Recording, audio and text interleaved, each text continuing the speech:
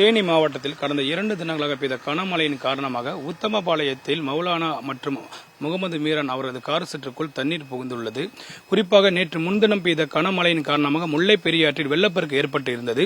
இந்த வெள்ளமானது அருகில் இந்த கார் செட்டுக்குள் புகுந்து பல லட்சம் ரூபாய் மதிப்புள்ள பொருட்களும் நன்றாக இயங்கக்கூடிய 10க்கும் மேற்பட்ட கார்களும் தற்பொழுது சேதமடைந்துள்ளதாக தொழிலாளிகளும் தொழிலதிபர்களும் குற்றம் சுமத்தி வருகின்றனர். அதாவது அவர்கள் வேதனையை தெரிவித்து வருகின்றனர். தற்பொழுது பார்த்தோம் என்றால் நம்மிடம் அவர் இருக்கிறார்.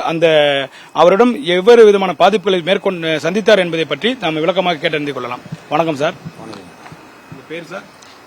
மீரான், பாளையம் மீரான். இப்ப எத்தனை நாளா இந்த வெள்ள நீர் வந்துருச்சு சார்? இப்போ 2-3 நாள் அது. 3 நாளா வந்துருக்கு. 3 நாள் அது தண்ணி நின்றுருந்து இன்னைக்கு தான் வடிஞ்சிருக்கு. இப்ப இந்த கார் செட்ல எவ்வளவு மதிப்புள்ள பொருட்கள் வந்து சேதாரமாயிருக்கு?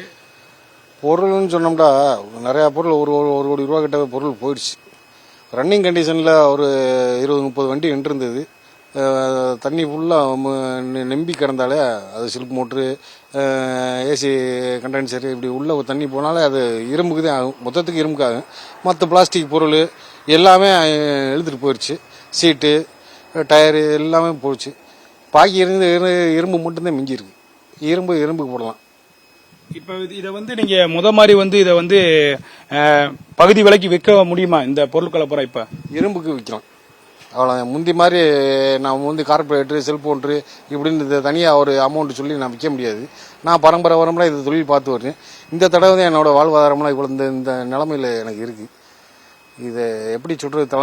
தலைவர் ஸ்டாலினுக்கு, மாண்புமிகு தலைவர் ஸ்டாலினுக்கு எப்படி சொல்றதுன்னு தெரியல. என்னோட கார் சங்கத்தில் ஒரு மனுவாக கொடுத்துருக்கேன்.